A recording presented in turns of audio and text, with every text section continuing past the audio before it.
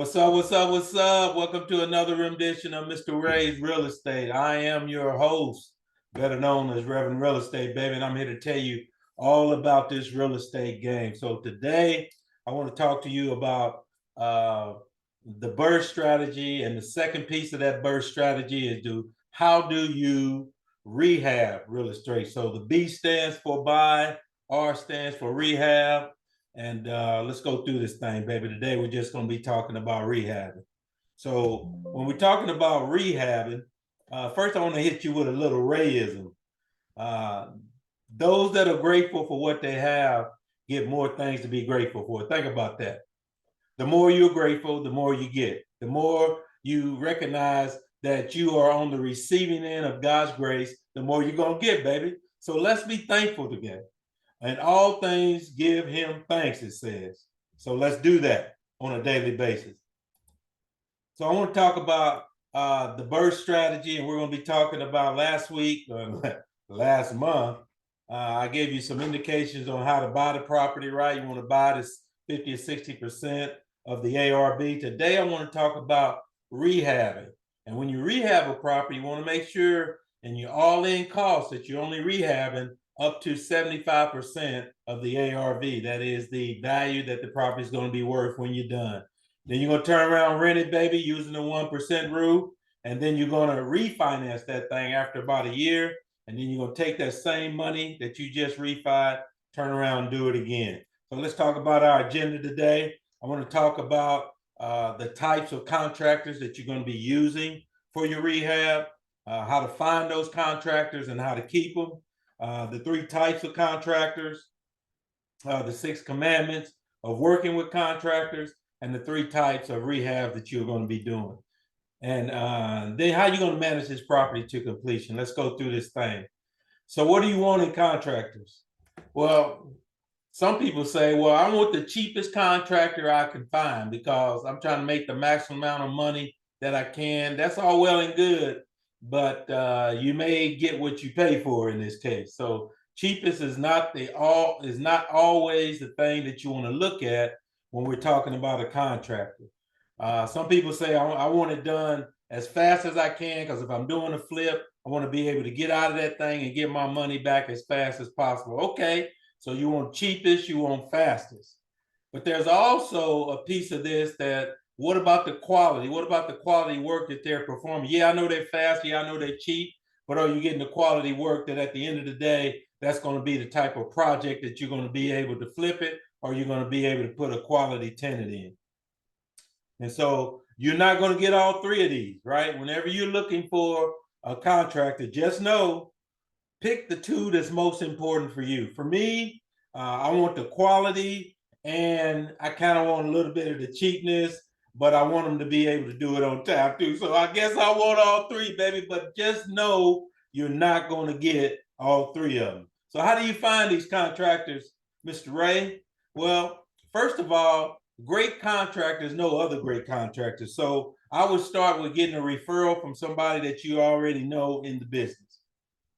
Secondly, great investors know great contractors. So if you know other investors that are in the game like myself, hey, hey, Mr. Ray, what contractors are you using? Or I may or may not give you the information, but at least you ask it. So ask people about contractors because they'll tell you if they were good for them or if they were not good for them. So what do contractors need to sign on the first day that you sign them up? You need to make sure that you get a W-9 form. And this W-9 form is the form that's going to give you all the information on the contractor, their address, their social security number. If they are an LLC, they're going to give you the employee ID number. So these are the things that you're going to need in order to write these expenses off on your taxes, because you're going to have to issue them. At the end of the day, you're going to give them a 1099. Get a copy of their contractor's license. If they are in fact licensed, you want a copy of that contractor's license. If they have insurance, this is probably a key. Especially if you're doing a major rehab, you want to make sure that your contractor has insurance and that they are properly bounded. And if they are operating as an LLC, let's get a copy of that certificate of incorporation and make sure that they are legal and operating within the state that you're doing business in. And then get some name and number of some references that they've done business with in the past. That'll help you have a little bit more confidence that they'll be able to complete your work in a timely manner and on budget. 3 types of contractors you need to be aware of. First of all, I call the handyman type. These are the guys that are they're jacks of all trades. They're easy to find. They're out there in your neighborhood. You can see them as you're driving by at other properties. They're usually very inexpensive. We talked about one of the things on a contractor, they're cheap. These guys are usually cheap, but their quality may not always be there. They like to get paid in cash.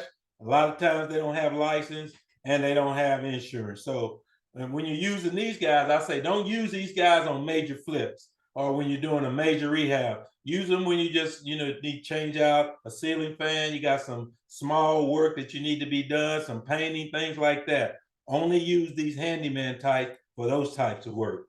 And then I got the middle of the road type. These are licensed, they're bonded, they got quality, they do quality work for you, and they also have reasonable prices.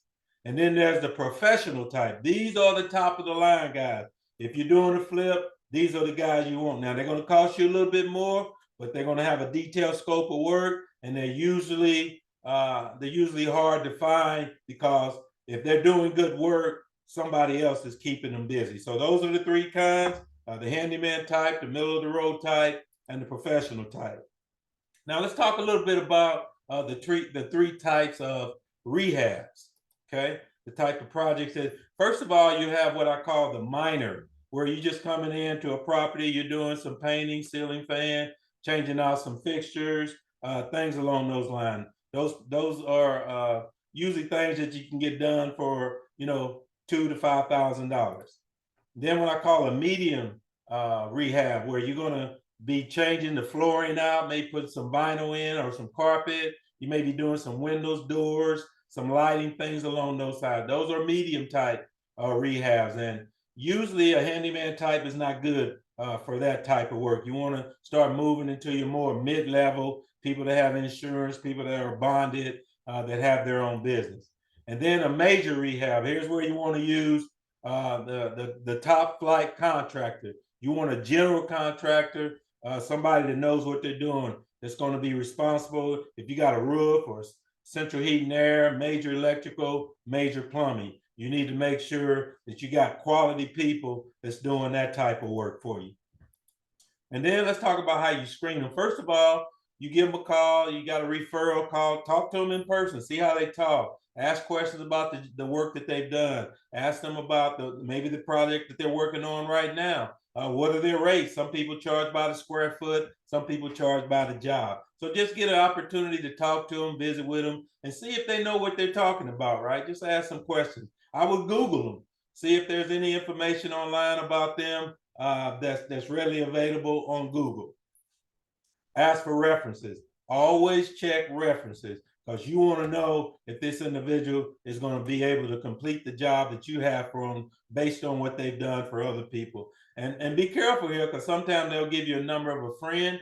Just verify the work that's being done. You might want to know the exact location of the work and maybe even drive by and take a look at the work. And then I like to verify. I trust you, but I want to verify, okay? So make sure you're verifying everything.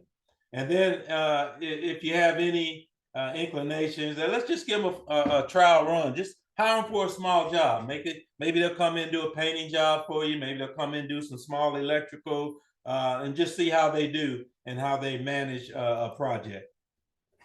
And once you get them, you got to keep them, baby. So one thing you want to do is when you get a good contractor, you want to keep them, you want to pay them well, you want to make sure that they become like a member of your team, okay?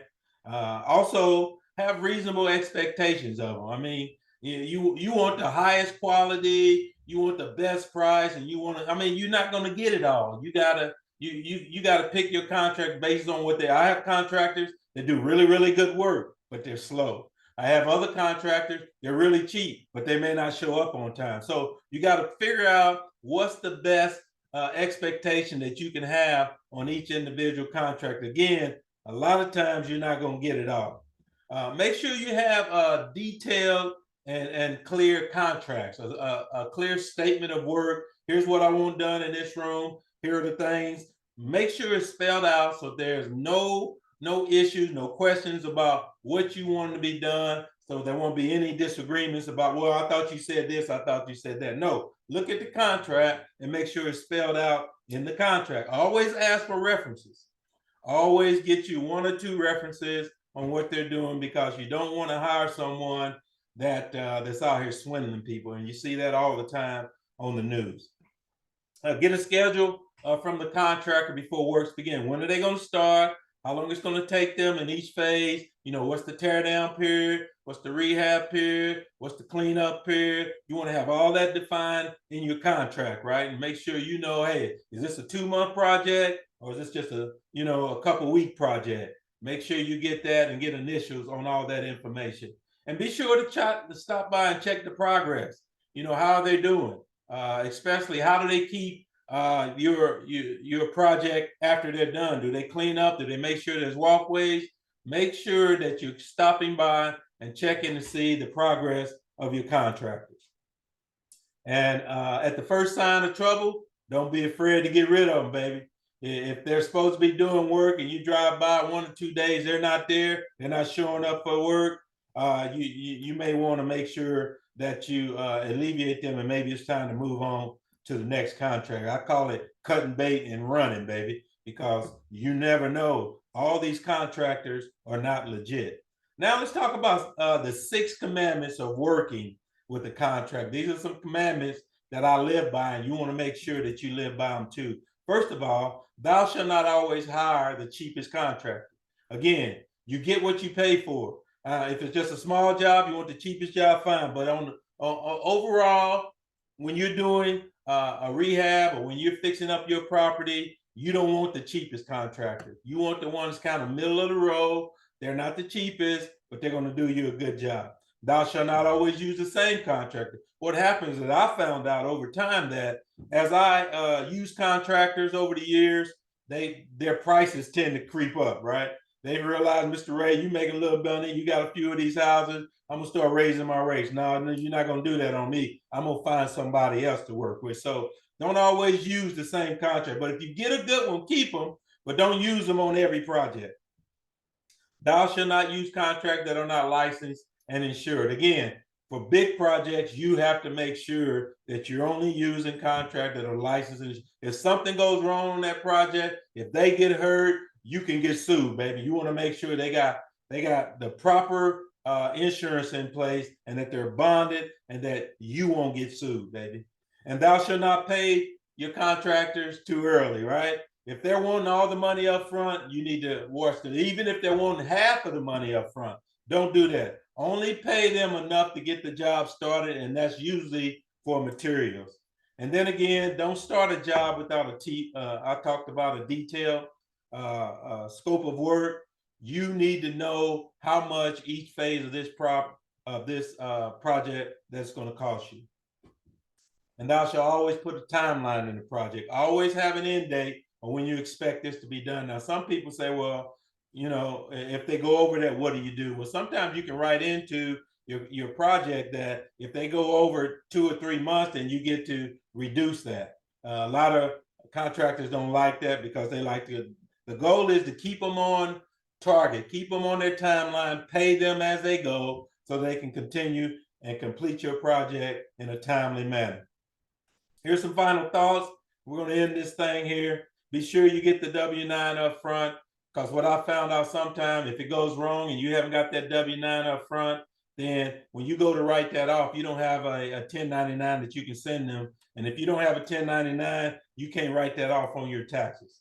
Be sure that you get a signed contract for all the services that they're going to provide for you. Make sure that you cover this and that everything is documented.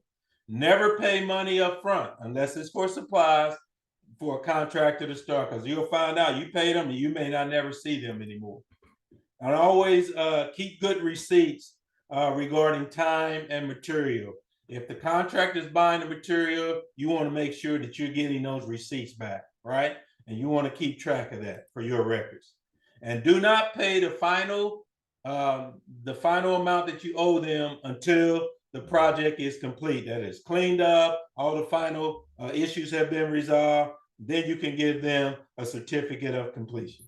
All right, baby, that's all I got for the day. I hope that's been helpful to you. When you're rehabbing a project, make sure you're choosing the right project manager, the right general contractor, the right contractor. God bless you, and we'll talk to you later.